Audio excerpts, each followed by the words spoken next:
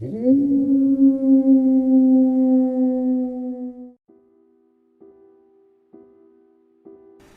live in a somewhat small town, big enough to be legally considered a city, but a small town nonetheless. It was one of those towns where rumors are easily heard, and even more easily spread. None of those rumors are as famous as the infamous Eastside Elementary School.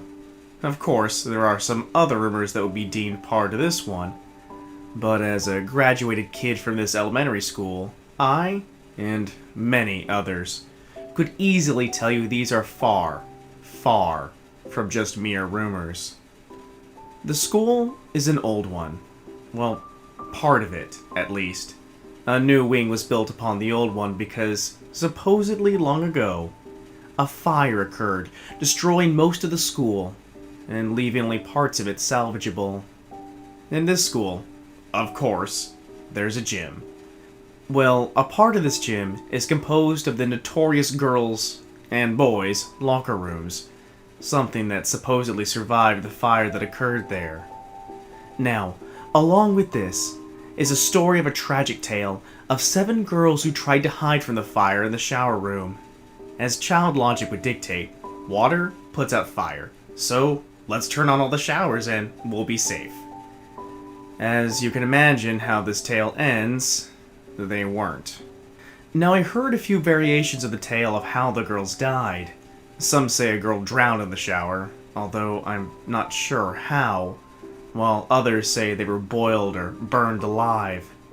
This tale was told from the higher classes down to the younger ones, warning them of the girls' locker room.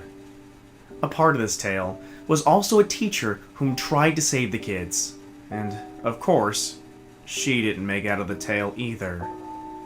This becomes relevant later, I promise. So, now you've heard the tale of why the girls' locker room is supposedly haunted. I inserted supposedly there, as the origin is shifty, and of course I have yet to look into the school or the town's history to see if such an event actually occurred. Keep in mind, we were a bunch of kids who heard this tale, not merely something a mind of a 5-year-old kindergartner can make up, right? Right.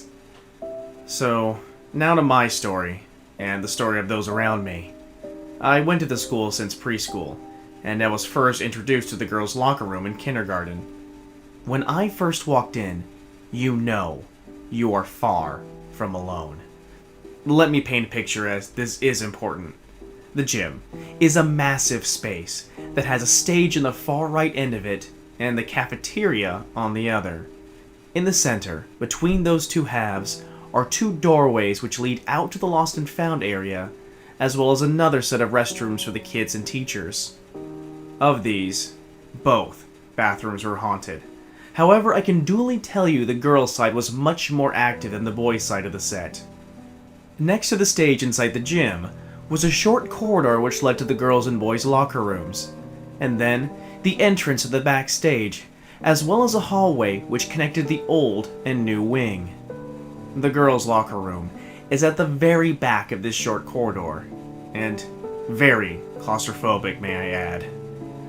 Once inside, there is a very short corner you must turn, which opens to the lockers. Straight ahead, you can see the back exit door of the bathrooms, and just to the left and further back of that are the bathrooms the girls were supposed to use. Now, before you reach the back door, or the bathrooms, there is a wide opening to the left, which leads to the showers of the locker room, which was always dark, and the elder students always warned to never go in there. If you were to break up the girls' locker room to points of paranormal activity, those showers, well, they would break the scale. From there, the locker room itself, I guess, would be the next highest point, and then the bathrooms would be the least of the points. But, to get from the door to the bathrooms, you had to walk past the showers every time. In all honesty, I don't know where to begin. I lived at this school my entire childhood, and I got really good at going to the restroom before gym, as our gym teacher was not a believer at all in the paranormal, and could just not understand why the girls were so petrified to use the restroom. It even got to the point where the boys would ask to go to the restroom so they could hold the back door open so the girls could use their bathroom instead of their own. The boys didn't really believe the girls of the horrors of our demented locker room, so, naturally, there was a point where they started sneaking into the girls' bathroom to see for themselves. They only managed that for a week, and didn't even get caught. They just realized why we were so scared to go in there. Forgive me for rambling. I think I'm just avoiding the point of what actually happened when one does visit that locker room. Let me tell you now. Imagine going into that locker room as I described before. Imagine your heart skipping a beat with every step you took to that bathroom at the far end. Feeling as if you were being watched, not by one, but by many, many pairs of eyes. Imagine hollowing your breath as you walk past that dark, gaping mouth of the shower room, and having to stop and cover your mouth to keep from screaming when you see about 7 pairs of glowing, red eyes peering back at you.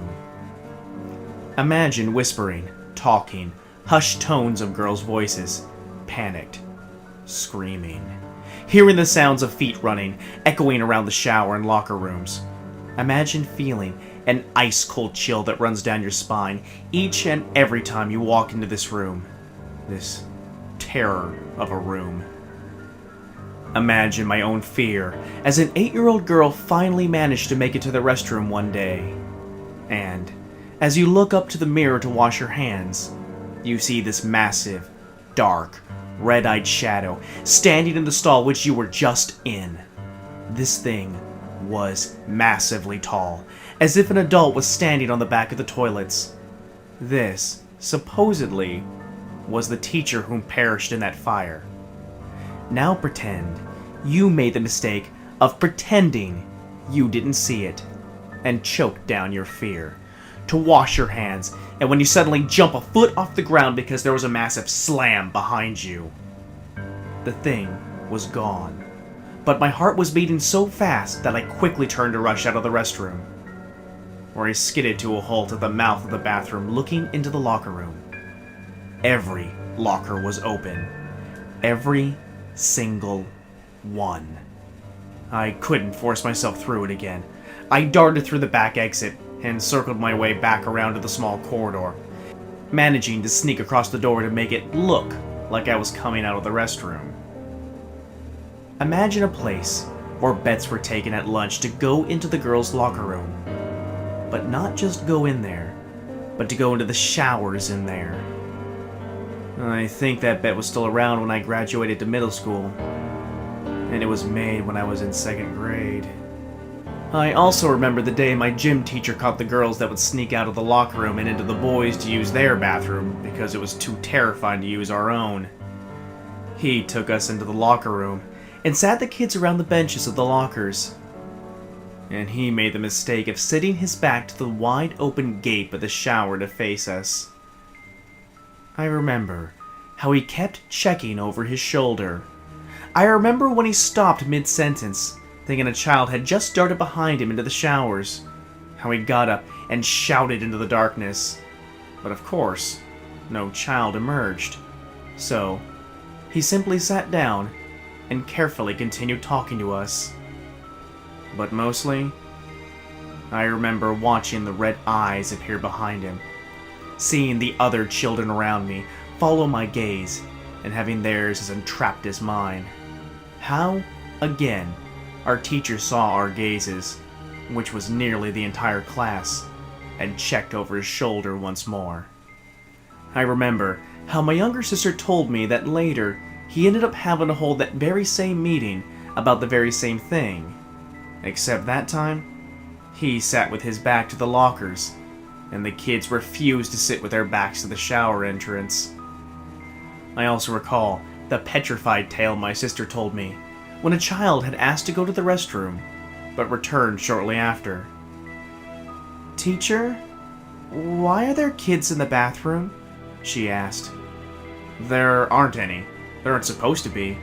I'll check, he replied. When he returned,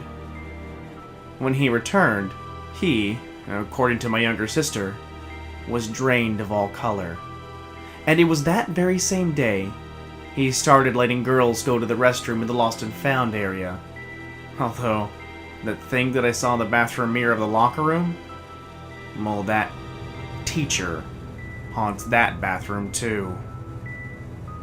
I could go on for ages, but I'm just here to say those rumors about the Eastside Elementary School's girls' locker room? Not exactly rumors. Oh, and one more thing. Do not go into the showers.